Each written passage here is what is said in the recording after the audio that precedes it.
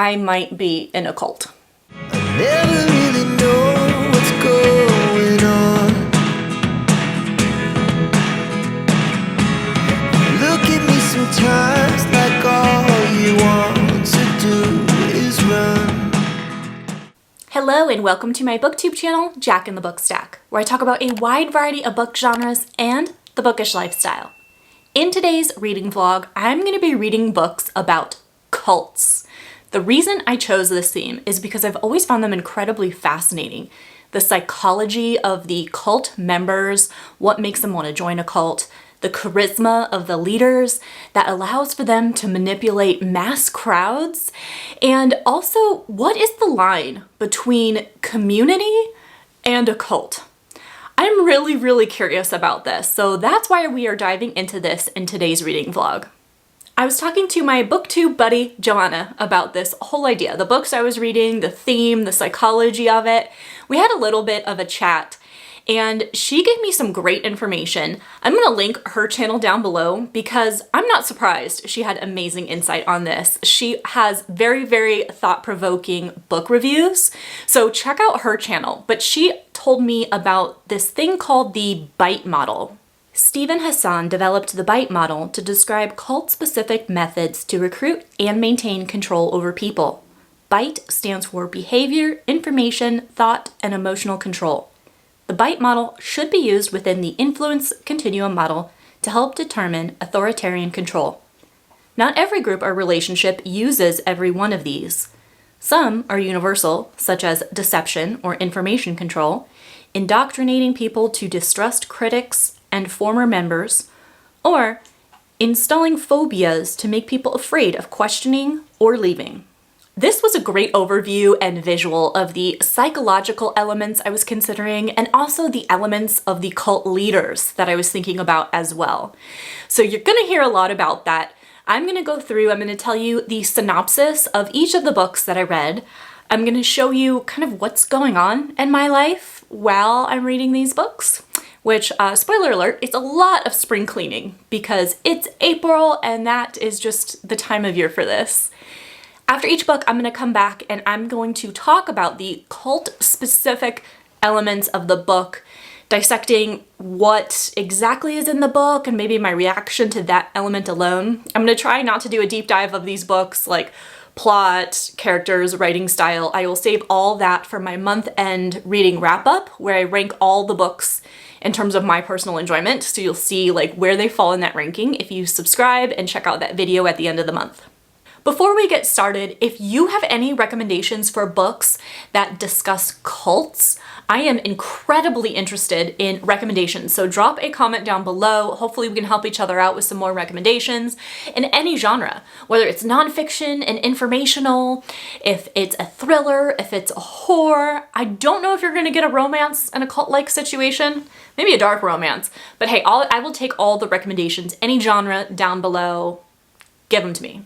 The first book that I read for this cult-themed video was An Honest Lie, which is a thriller that I checked out from Libby so I could listen to the audiobook while I kicked off my spring cleaning and also made some really healthy snacks because I'm still on this Whole30 diet or cleanse, so no alcohol, no sugar, no grains, no legumes, like nothing. So lots of healthy snacks in this segment while I'm listening to An Honest Lie. Lorraine, or Rainey, lives at the top of Tiger Mountain. Remote, moody, cloistered in pine trees and fog, it's a sanctuary, a new life. She can hide from the disturbing past she wants to forget, if she's allowed to. When Rainey reluctantly agrees to a girls' weekend in Vegas, she's prepared for an exhausting parade of shots and slot machines, but after a wild night, her friend Braith doesn't come back to the hotel room. And then Rainey gets a text message, sent from Braith's phone. Someone has her. But Rainey is who they really want, and Rainey knows why. What follows is a twisted, shocking journey on the knife edge of life and death. If she wants to save Braith and herself, the only way is to step back into the past. Let's talk about the cult aspects in An Honest Lie. So in this one, we have two timelines. We have one where our main character is 13 years old. Her and her mother are joining the cult. And then the other timeline, she is an adult. And she is reflecting back on her cult experience because she's going on a girls' trip to Vegas. And so it's the site of this compound. Okay, well, not Las Vegas, not like on the strip, because that might be kind of cool. But it was in Nevada. So all these memories are kind of rushing back to her. So she's dealing with the ramifications from this cult. I love the timeline of when our main character is 13 years old because that's when we get a lot of the information about the cult. So this is a compound of people in Nevada led by one very charismatic leader. Everybody is assigned like a job there. And it's very interesting how they divide up. So they grow their own food and they have people that are in charge of like going out to recruit others, which is her mother is in charge of going out and recruiting others. They really separate the kids from the adults. And you could see the reason behind that is because the kids were much more impressionable. So they were a lot of the target of this. Especially when mother and daughter were separated, you could see the insecurity of the daughter and how the cult really honed in on that in order to kind of brainwash her into thinking this cult was really cool and getting her to do the things that they wanted her to do. There was obsessive diets and exercise regimes, and so she was often like faint, going on these crazy jogs. There was a softball phase where all the kids, all the teenagers had to play softball like obsessively. There did seem to be an element of polygamy in this compound, but it wasn't really focused on. Our characters weren't really a part of it. So like that physical element of a cult was not explored in this one. And I think there was a point where it kind of shifted, and so most of the focus was not on our main character and her mother being brainwashed. It was more of this thrilling aspect of how are they going to escape? How can they escape? This cult has some leverage over them, and so what can they do? And so that was the thrilling aspect and the perspective this book took. There is this scene where our main character is playing softball with the leader of the cult, and he is publicly humiliating her. And her thought process was very interesting because she was thinking, I have seen this done before to others. And I remember thinking, wow, they really deserved that. They deserved that humiliation. But now being in this situation, I don't feel like I deserve it. And now it's making me kind of question everything. So that was really interesting. So thinking about that bite model that I discussed and the different elements of how to persuade someone to be involved in this cult, really getting on the insecurities, public humiliation. There was isolation and punishments as well in this book. So I can see all the representations of the psychological model within that element. So I liked this book in terms of what I was looking for, like representation of the cult, and understanding would be like a thriller story. I preferred the flashback scenes because I liked seeing her and her mom going to join this cult, how she thought it was weird at first, and then really cool, and then how suddenly that all kind of fell away and she was seeing it for what it was, but then couldn't find a way to escape it. That was really, really cool. I liked that element of the story. In the like present day when she's an adult, I didn't care about the cult elements in that. It was so far-fetched and so weird. And, you know, I mentioned in the summary of the plot that like she goes to Vegas with the girls and then one girl gets taken, but they're really after our main character. It was so far-fetched and dumb. Like I couldn't get on board with it. And like I said, the cult, it's because of the cult, because it was so far-fetched. But I did like the other elements of it. So I think this could be a decent read if you're looking for something representing cults, but understand it's probably like 50-50 good representation. Otherwise you have to deal with this weird forced thriller element. I finished that audiobook, but I still had a lot more spring cleaning to do. That's because I live in Arizona and the dust here is uncontrollable, especially with 2 dogs. There's dust all the time. It's a never-ending battle. But I'm still trying to get it under control this spring. So the next audiobook I pulled up, and I'm gonna have to get a little bit creative with this name because I don't know if the algorithm's gonna like trigger my video for not being appropriate. So I'm just gonna call it blank Cult Nun. Faith Jones was raised to be part of a religious army preparing for the end of times. Growing up on an isolated farm in Macau, she prayed for hours every day and read letters of prophecy written by her grandfather, the founder of the Children of God. Tens of thousands of members strong, the cult followers looked to Faith's grandfather as their guiding light. As such, Faith was celebrated as special and then punished doubly to remind her that she was not.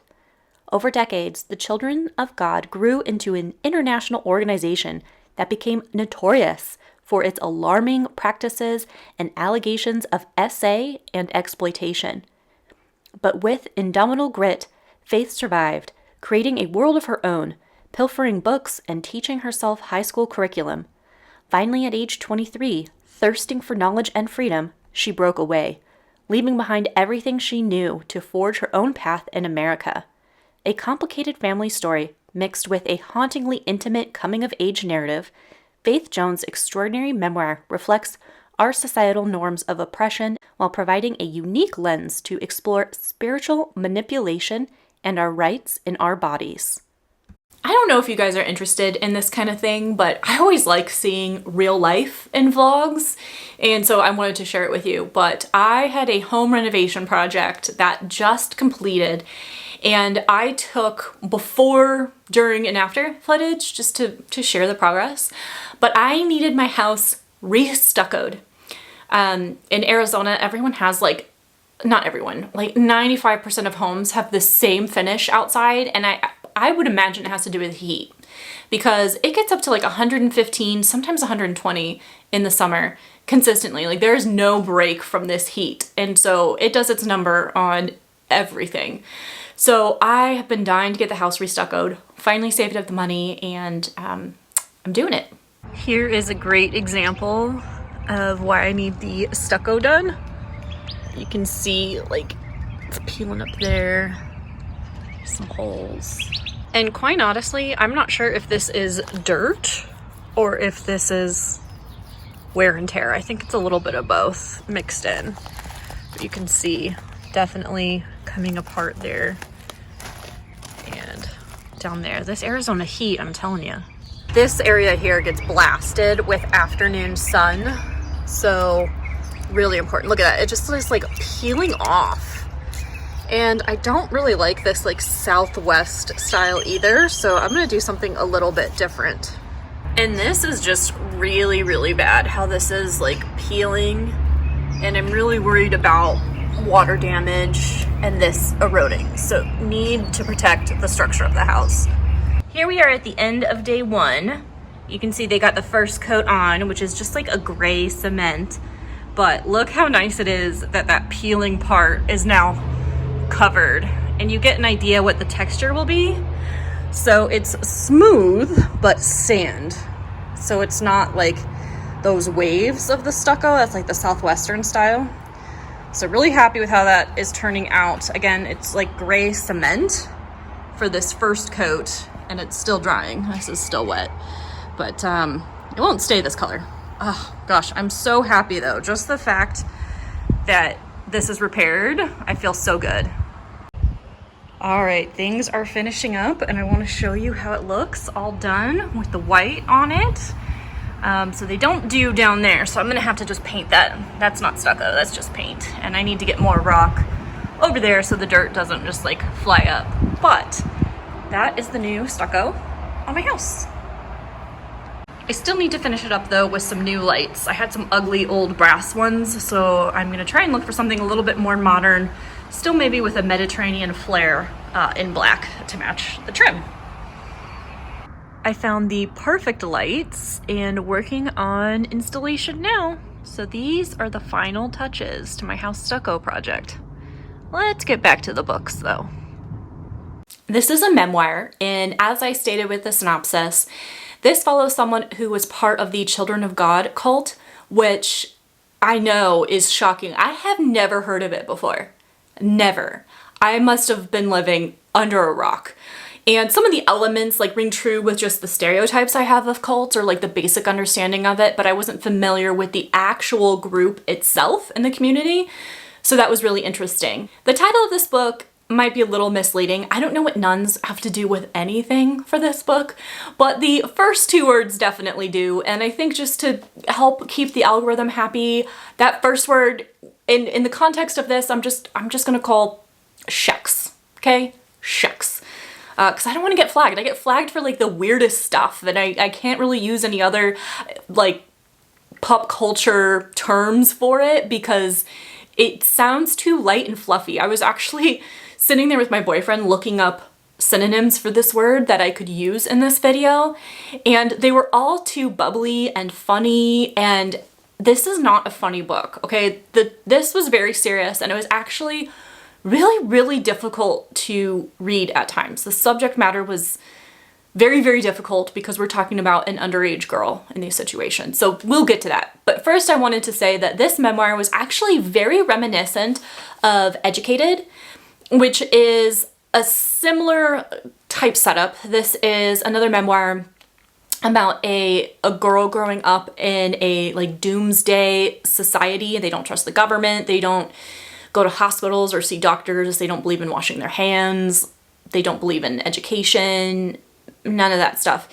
And so this is very cult-like too, growing up in that community. And then she discovers the power of education and how that changes her life and the role that it plays. So if you like this book, then you might enjoy Sheck's Cult Nun, but just know that different content matter in terms of what this cult is up to. Children of God was a group of Christians, and they really celebrated and worshipped Sheck's, which at first is great, like body positivity, Sheck's positivity, great, right? But not to a 4-year-old. Maybe demonstrating certain acts to a 4-year-old don't really fall in that body positivity category, but more of the ick category. At 11 years old, our author was in a group of kids that were encouraged to pair off and hook up. Like they would actually be paired to go sleep in the same bed overnight. This was encouraged. And overall, the mentality of the group is that your body, its purpose is to be shared. As a female, whenever a man desires you, how you celebrate God is by allowing that man to have your body in any way he chooses. And it doesn't matter the age difference. It doesn't matter the situation, if they're married or if they have kids or anything like that. It is your job as a female to be there for the men. According to this memoir, according to this community, if you did not share your body, then you don't love God. If you get pregnant, that must mean it's God's will. But if you use protection, then that means that you think you know better and you don't love God. If you get attacked and it's a form of SA, then your job is to just submit to it and then try and preach God's love afterwards. There was an element of polygamy within this cult, and you couldn't show favoritism to your biological children. All children were kind of treated the same and raised as part of the community, and often the parents and the children were shipped to different areas of the community because this isn't like one compound. There's different little villages of people in countries all over the world. So it's not like the last book where the whole compound is in Nevada. This is everywhere. And they could like write to the leaders and request like a transfer, or the leaders could just transfer them without their input, and they go and stay at these different places. So definitely there was an element of polygamy, and not all families were kept together. Separation of family was used as a punishment, along with isolation, humiliation. They swatted the children with a belt, but this was extreme. There was one point where he spanked his child 100 times with a belt, and that was really, really heartbreaking because, I mean, that's not right to me. That's like physical abuse at that point. But we definitely see those threats of punishment within this organization. A big takeaway that I had from this book is the allure of this cult to the followers. It was truly a community. People didn't have to worry about money because although they went out to solicit donations and fundraise to fund the whole organization, they really thought that the group would be there for them. They could move to a different little village in a different country if they needed to. They didn't have to worry about retirement because the cult would take care of them. In fact, when our main character leaves the cult and goes out on her own, she is really confused when she gets sick for the first time. She gets strep throat, and how terrified she was because she was truly alone. There was no one there to look out for her. No one to bring her medicine or bring her food when she had a fever and couldn't walk and just wanted to sleep the whole time. So the allure of this one was really a sense of community, which, if you ask me, is really lacking nowadays. And that might be primarily an American thing. I've heard that America is not as great with the community aspect. It's very individualistic compared to other countries. I can see that in some cases, but I'm by no means an expert. And this book doesn't even take place in the US, so it's not relevant for this. But when I'm thinking about the psychology of cults, this one really gave me good insight into how it could appeal to a large group of people. It's just the element of the sheks that I had a difficult time with. Like I said, particularly the underage, particularly the attitude towards women and girls, is I couldn't believe that was accepted. And like the parents were pushing this on her as well. Like the parents are pushing this belief on their kids, and it was just so hard and so painful. As far as the leader of this cult, I mentioned with the synopsis that it was actually her biological grandfather. So in some regards, she was considered like royalty almost, but not really, because they constantly reminded her that she was not special. But her grandfather was the leader. And it was interesting to me because he was so distant and unapproachable. She never met him. He would just send out these newsletters with his teachings and his rules to all the members of the cult, of the organization. So it was really confusing to me how he had this power to manipulate such a mass amount of people. I get the crowd, like the allure of the community, but how he was in charge, how he would change his rules and people just, he's a prophet, right? He is the mouthpiece of God. How he got that reputation and that respect, I don't understand when he's not speaking directly to them and doesn't have influence over their everyday lives. That was really fascinating to me. The epilogue did go into a little bit more detail of it, but like very, very small. In this memoir, about 80% of the book, our author is in the cult. She is living through it, growing up, dealing with all the things, and the last 20% of the book is after she left. And really, she just left because she wanted to go to school. She didn't see anything wrong at the time with the organization she was involved with. She just wanted to go to school and they wouldn't let her. So that's when she left and she started educating herself about the ways of the world and understanding how everything that she's been told, there's other thoughts out there. There's other ways of doing things. And that is what started her questioning everything, and her reflections on the cult and on the leadership is really where this book packed a punch. And she's thinking, now that I have control of my life, now that I can make decisions, what would I do without the threat of guilt or punishment? Where does my conscience guide me? Where does my heart guide me? What do I want without the threat of guilt? And that was incredibly, incredibly insightful. After reading this memoir, I am a little bit more curious of the Children of God cult and reading some more nonfiction on it, maybe more focusing on the leader and how he gained this influence over the amount of people. But this is just one person's story, right? This is just about her experience. So the book did its job. It did it well. I don't know if I would recommend it to everybody because that underage stuff was so difficult. I could see how a child brought up in this situation could be a follower of the cult. Absolutely, because they don't know any different, and there's logic behind all the actions. So I understand that. I just don't understand the adults in this situation that would put these kids in this situation. But again, if they grew up with this mentality, I don't know if you could expect anything different. This was tough. This was groundbreaking in my eyes, but just incredibly difficult. Next up, I'm focusing on some of my April monthly reset items, and there were some rainy days during this time, so that means cozy reading indoors, but I also have to battle some weeds, because if dealing with dust all the time because of Arizona wasn't bad enough, weeds pop up like crazy, like the second that it rains. Like plants are not used to all this water. So that's been a lot of work and it's never ending. But anyways, during this time, the next cult book that I picked up was Cultish, The Language of Fanaticism. This is by Amanda Montell. It is a nonfiction that I really wanted to read because I'm like salivating for more information on cults, right? I got that thriller down. I had a memoir, which is also a nonfiction, but centered on someone's experiences. And I wanted more information. So I thought this one would be great to check out next.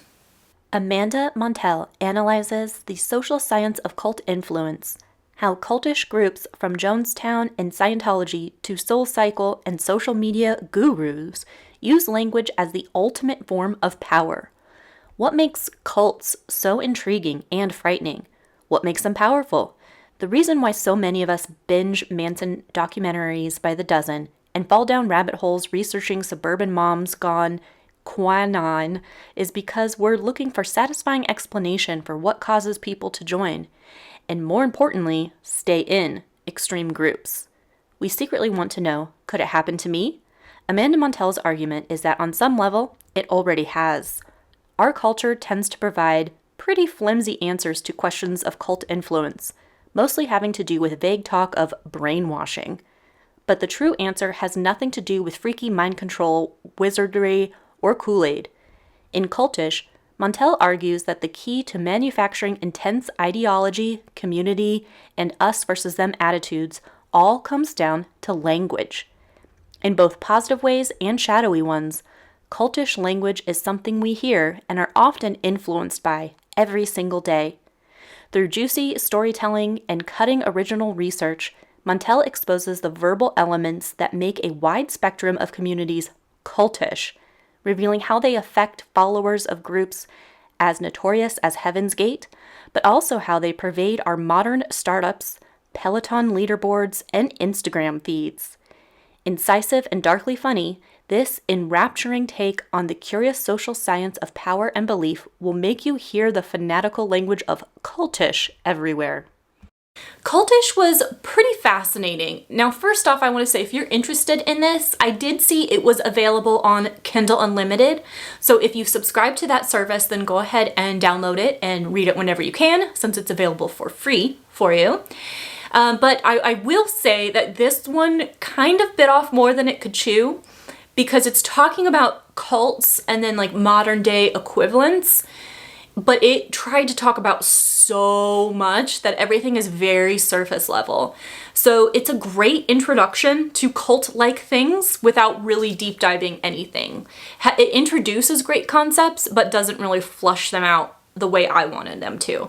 So I just wanted to give you that heads up before I dive into this, because I don't want to oversell the book too much and give you the wrong expectations. Cultish argues that there is a compulsion to conform, and that followers of cults are not naive, they're not stupid, they're not susceptible to brainwashing, they're just overly idealistic. And this is where I really got that idea of community. They're talking about how in the US, like, we don't have universal healthcare. Everything is very individualistic here. And so people are craving this sense of belonging, this sense of being a part of something, but it also goes back to that bite model of feeling special too. It's kind of a little bit of all of that. And so this is where that really solidified those thoughts for me in Cultish. Now, obviously, you can see it's in the title. Cultish talks about language. It talks about how words can be used to influence the masses to follow the cult, to have the same beliefs, yada yada. And one of the ways that this is achieved is through us versus them mentality. So you create this community, this sense of belonging, but then it is, everyone else outside of that community. And the us versus them language could be they create their own jargon, their own acronyms. They speak in this other language that creates like an us community that they don't know. When talking about the us versus them language, Cultish gave a great example, and the one that resonated with me the most from my personal experience, and this is also one reason why I say, like, this is a great introduction, but it doesn't flesh things out as much as I want to, because I want more information on this, because am I in a cult? I need to know. But this talks about, like, corporate cults. And it talks about that language as well and creating their own jargon and acronyms. And I'm like, oh my gosh, we do so much of that in my job. So on page 195, red flags should rise when there are too many pep talks, slogans, sing-songs, code words, and too much meaningless corporate jargon. There's words that they give, like as examples, bandwidth, ping me, let's take this offline, transparency, inclusion, holistic, alignment, buy-in. I'm like, I might be in a cult. Cultish really takes a stance against the term brainwashing and labeling that for things that we don't understand or we don't agree with, which I absolutely support. And there's also a really fine line between organized religion and cults that is explored a little bit in this book. It's like mentioned, and I don't know if it's just like put out there and not really like dissected on purpose to make us really question. But anyways, that's kind of brought up. But it says, you know, don't label people as brainwashed. And usually members of cults are not brainwashed because you cannot put an idea in someone's head or make them do something that they don't believe themselves. So this emphasizes that it's really leveraging little kernels of thoughts, little doubts, little insecurities, just little things, and then extrapolating those into like a bigger situation. It's not brainwashing people into believing something they don't already have in their head. So I thought that was a very interesting argument as well. And this did mention the extreme language that some people have used to encourage others to unalive themselves. And that was really interesting, just the power that language has. I don't know if you saw it in the news or heard of it, but there was this teenage girl who was texting with her boyfriend and she encouraged him to do that. And he did. And I think she was convicted. And, you know, the court said she was at fault for encouraging this, that she's a criminal. And there was another social media guru. I can't remember the name because I hadn't heard of her before, but she had like a mass following and she would often say things that encouraged, I think 2 or 3 of her followers to unalive themselves as well. And how she like idolized this action, and wow, powerful, powerful stuff. But what I did enjoy about this book is how it talked about well-known cults. Like I think it did mention Children of God. I think I even mentioned it in the synopsis. Heaven's Gate. That's the one. That's the cult that like I know of. Like that's the one that like sticks out in my mind. But talked about that a little bit and how different documented language was used for that to get people to take that action. But it's always interesting to me to see other cults that don't have to do with aliens, because like I always thought aliens were like the big thing with cults. So I digress from the point. So this talks about some well-known, like stereotypical cults that are like big communities or something like that to modern day. I mentioned the corporate cults, which was terrifying. But then, you know, Soul Cycle and, you know, some other groups, social media was a big one. And there was a couple examples. That's another one I would have liked to spend some more time dissecting. But that was really interesting. But she also highlights it's not always a bad thing, right? Some of these cultish tactics are used in like Alcoholics Anonymous. And that has great intentions to help people with their addictions and improve their life, actually get their life back, right? So not all this stuff is bad. And it actually argues like Soul Cycle isn't bad either. I think she says like she did one of those classes. I don't know if it was like Peloton or if it was Soul Cycle. It's a moot point. It doesn't really matter. But she did one of these like for the purpose of writing this book, like to criticize it. And she felt herself totally buying in, like crying, getting all emotional in the exercise class. And she's like, you know, it works, but it's not necessarily a bad thing. Like I feel really good. So it really talks about just awareness of the cultish language and monitoring yourself. You know, one of the things she says, you can check and see if you're in a cult. Do you have the power to leave? Or is it like one of these pyramid schemes where they really trap you in it and they won't let you leave without extreme guilt trips or financial consequences, or, you know, you're kicked out of your social circle of friends that you have in this sales team or whatever. You know, are there consequences to you pulling back or withdrawing from this community. That could be the sign of a cult. And, you know, examine that. And then also it's okay to have a lot of different interests. You can be involved in a lot of different things, but is this organization demanding all of your attention, all of your time, and, you know, foregoing all your other beliefs and interests? I don't know. So like I said, great insight, a lot to think about, but I need more. Like this was just like a sample, not even an appetizer to a meal. It was like a sample. What is that, a mouche bouche? So, something like that, a bite. This was a bite of the information I want, and I really, really want more because it introduced me to some amazing topics, particularly modern day cult activities. Next up for the spring cleaning, I am going to spring clean my finances. Now, this is something that came up because my homeowner's insurance went shockingly from $991 a year, so $991 to $2,200 a year.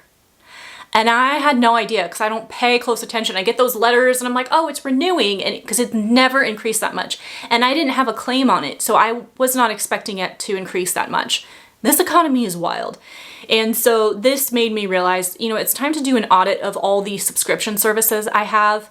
Everybody's increasing their prices. So let me go in, verify the price of everything that auto-renewed, and also really scan through and see if I still want and need those subscriptions, see if there's anything I can cut.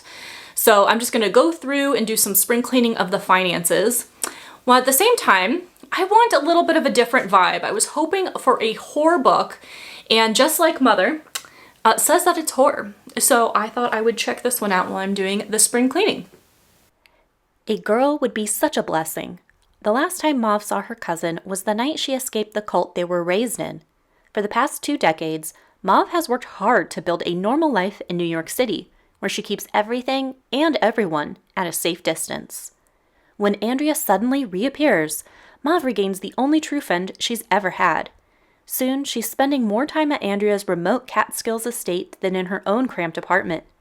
Mauve doesn't even mind that her cousin's wealthy work friends clearly disapprove of her single lifestyle.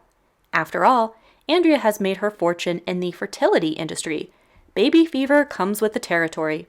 The more Mauve immerses herself in Andrea's world, the more disconnected she feels from her life back in the city. And the cousin's increasing attachment triggers memories Mauve has fought hard to bury. But confronting the terrors of her childhood may be the only way for Mauve to transcend the nightmares still to come. Just Like Mother is categorized as a horror book on GoodReads.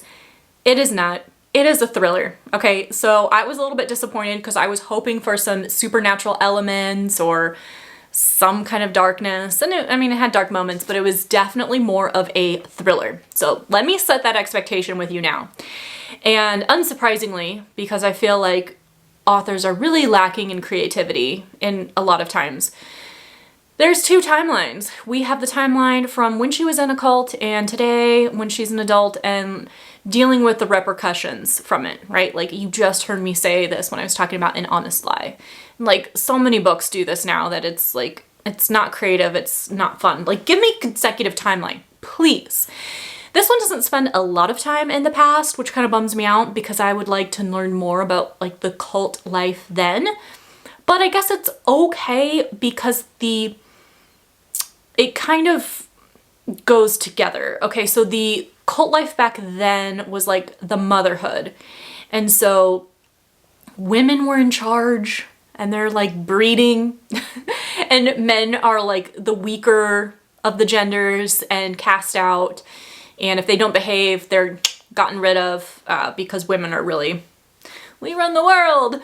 So there's that in the past and you get a little taste of that. But then with present day, okay, I love this at first because I have made the choice to be child-free in my life. I like kids, I just don't want them for myself. And so this focus on the cult mentality of motherhood, and it's this expectation that you are not fulfilled unless you're a mother. It is your job as a woman to have kids, and you should be grateful. It's a privilege, it's the best honor. And so the cult-like mentality around that, and I was super stoked when I started it. Firstly, I got that impression from the synopsis, but starting to read it, that's exactly what it is. So our main character reconnects with her long-lost cousin from the cult. They were separated when the cult disbanded and they went to different homes with adoptive families. So she reconnects. Her cousin's super rich, infertility business. I mentioned all that with the synopsis. And they just don't understand why our main character does not want to have kids. Like, how can you not want kids? That's what your body is meant to do. You know, oh, you want a career? No. Why would you want that? Just be a mom. And, you know, everyone else in the language they use and talk about it is so fascinating because you can see the parallel to modern day. So it gives me a lot of what I was looking for when I talked about cultish, that I was interested in parallels to other cult-like behavior that wasn't the stereotypical, like, compound organization, but like modern day. So I got a little bit of that and it made me think a lot. But it wasn't so much of a focus on that. Our main character was very steadfast. She did not want to have kids. So there wasn't an element of like influence. And so you didn't have that compound element. There was an element of control and punishment, but it was much more literal. It wasn't that psychological aspect that I was going for. So in terms of cults, I did not get much out of this one. This is probably the one that I recommend the least for cult-like information or cult-like stories. Definitely the lowest on the list. And I know I said I wasn't going to talk about plots or like my overall thoughts on the book or the characters, but this book was so predictable. When you're like yelling at the character for being so dumb and so blind, it was so flippant frustrating that she was like missing all these signs. It was so and I'm not good at predicting books because I don't try. I just want to enjoy the story, and I may know how it's going to end, but it's like the journey of getting there is fun for me. This was not fun. This was so dumb, and it didn't give me the cult aspect. So overall, I didn't like this book, and I said that I was excited about the representation of the child-free decision, but then the cult of motherhood, I was excited for that, and I was angry how this ended. So I just didn't like it. So I know I said I was going to talk about my reviews of books or how I liked them, but as far as cults, it was similar to Cultish in that it like introduced you to an idea. It like gave you the idea that this could be like cultish-like behavior. It introduced it to you, it gave you a bite, but didn't flush it out enough. Like, I want to explore that more because I think there's something there. So it missed the mark on that. It missed the mark on being horror since it was categorized as that. So overall, yeah. Those are all the cult books that I read for this reading vlog. Unfortunately, spring cleaning is not done yet. It's still spring. I think all of April I'm going to be cleaning and organizing and getting things freshened up. It just makes me feel so good. The weather's nice, excited to be active, so I'm going to keep cleaning. Thank you so much for hanging out with me in this reading vlog. I hope all of your reads are 5-star reads, and I'll see you in the next video.